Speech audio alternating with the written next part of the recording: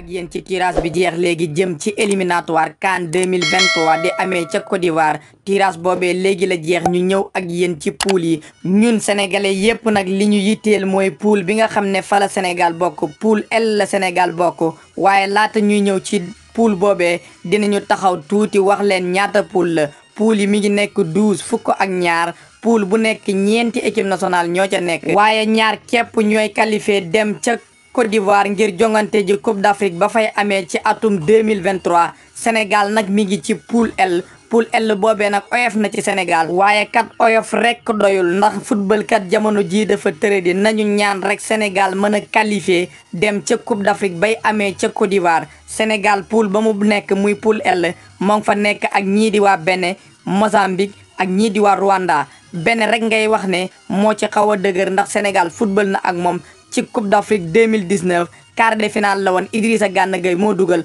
match ba jeexee benn bal ci dara waaye ñi ci des ñëpp Sénégal taxul mu miin leen kon nag poule bi Sénégal bokk muy poule L boobee xaw naa yemandi ci équipe nationale bu Sénégal am na leneen lu ma ci seetlu tamit ndax bi ñuy tirage Sénégal moo mujj génn ci pot 1 bi nga xamante ni moom la Sénégal nekkoon te loolee firnde la ndax Sénégal moo mujj jël Coupe d'Afrique bii mujj kon nag nañu ñaan suñu demee ci Coupe d'Afrique bi nga xam ne moom la ñuy waajal mu war a doon ci atum 2023 ca Côte d'Ivoire bu ca Sénégal demee mu mujj fa indi coupe bi fii ci Sénégal nañuy tàppe xol yi rek wéy di ñaan équipe nationale mën na ko gaañ yëf yi foofu la buuree ñoo ngi sant ñëpp di gërëm ñëpp ba ci kanam ak beneen vidéo incha allah